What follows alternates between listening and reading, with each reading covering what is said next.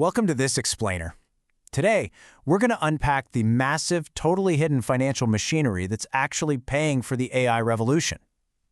You know, it is so easy to get distracted by flashy new models and futuristic promises when we look at artificial intelligence.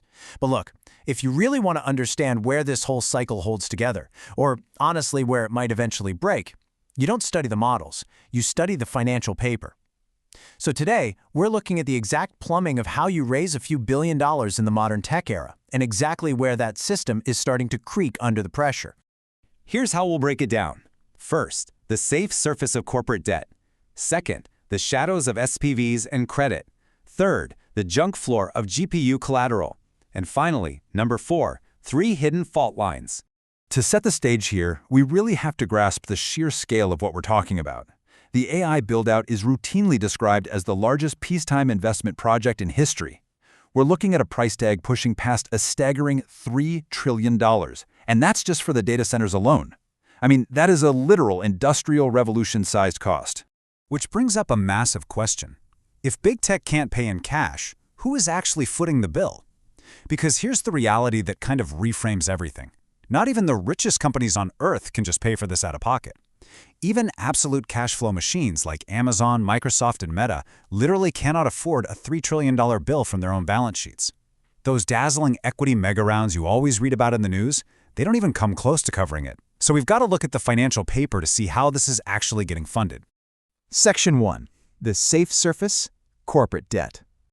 Starting right up at the surface, it's all about straightforward corporate debt. And man, the volumes have gone completely vertical.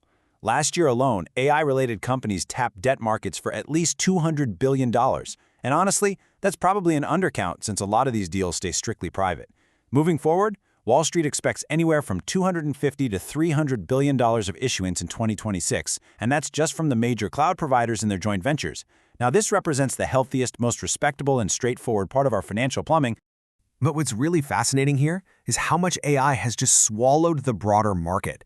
AI-linked firms now make up roughly 14% of the investment-grade index. Just sit with that for a second. 14%. That means AI compute is now a bigger constituency in the bond market than U.S. banks. It's the healthiest layer, sure, because it's backed by some of the strongest cash flows in corporate history. But corporate debt alone cannot carry $3 trillion. The money has to come from somewhere else. Section 2. The shadows, SPVs, and credit. As we descend into layers 2 and 3, the money leaves those public balance sheets and enters into much more opaque, shadow banking territory. This is where the financial engineering really kicks into high gear. To build these massive data centers, tech companies partner up with private credit funds to create what's known as a special purpose vehicle, or SPV. Basically, it's a separate bankruptcy remote legal entity. The SPV owns the data center, the tech company leases it back, and then the SPV issues debt against those future lease payments. The brilliant part for the tech giant, they get the compute power, but the massive liability is completely wiped off their own books. In the scale of this, it's no longer just some minor footnote. Tech companies have shifted over $120 billion of data center spending off their balance sheets in basically just 18 months. I mean, the flagship example was this massive $30 billion SPV for one single campus in Louisiana. $30 billion! That was the largest private credit data center transaction in history. But this perfectly illustrates a huge tension hidden right inside these leases. Look closely, and you'll see a fundamental conflict. Lenders absolutely need long, stable cash flows to justify these massive loans. But the tech tenants, they live in a hyper-fast industry and desperately need short-term flexibility. So they're forced into a compromise, usually shorter leases wrapped in complex guarantees. Ultimately, it's a promise that someone is secretly absorbing the technology risk, but it's cleverly written to make it really hard to see exactly who that someone is. So who is the counterparty taking on all this risk? Well, it's not traditional banks. Private credit has become the literal load-bearing wall here. Outstanding private loans to AI companies surged from basically zero to over $200 billion recently. And looking ahead, private credit is projected to provide a mind-blowing $800 billion in data center financing over the next 2 years.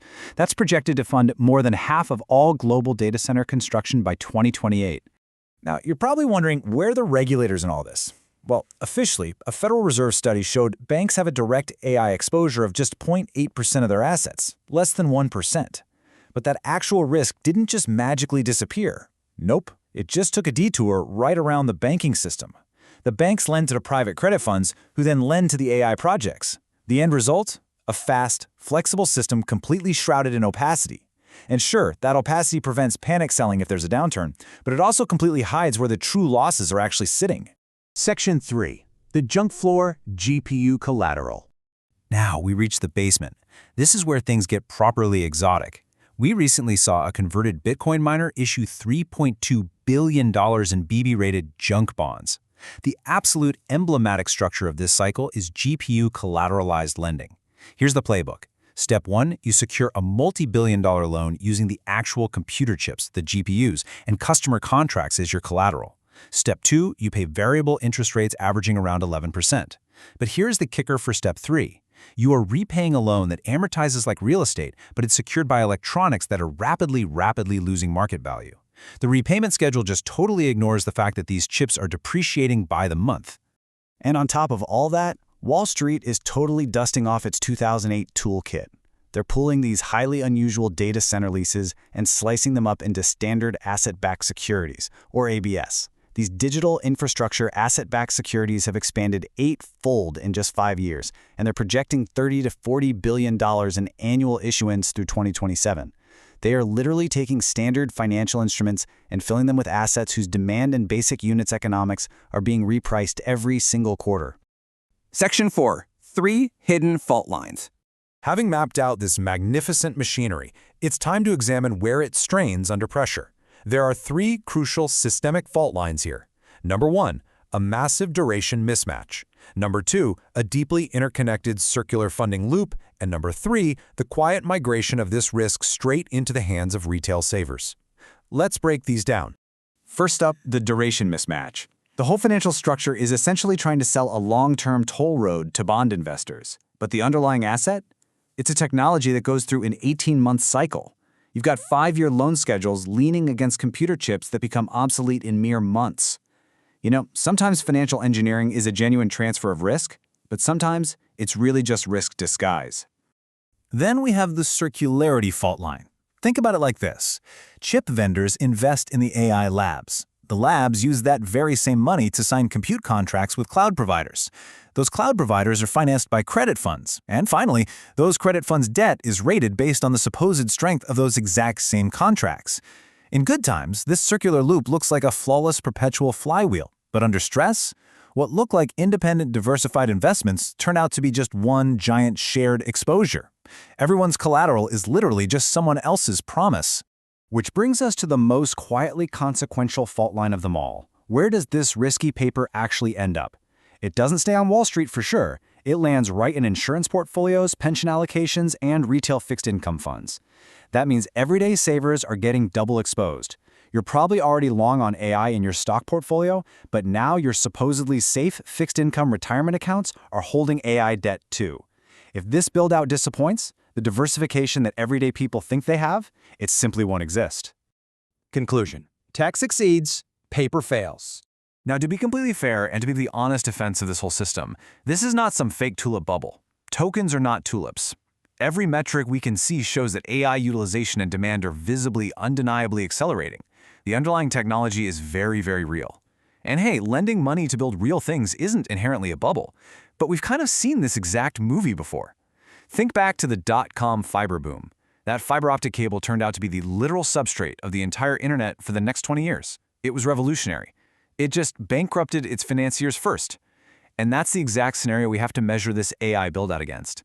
The technology can absolutely change the world and succeed, even if the underlying financial paper completely collapses. Why? Because technology moves in fast, ruthless cycles, while financial paper relies on rigid, unforgiving schedules.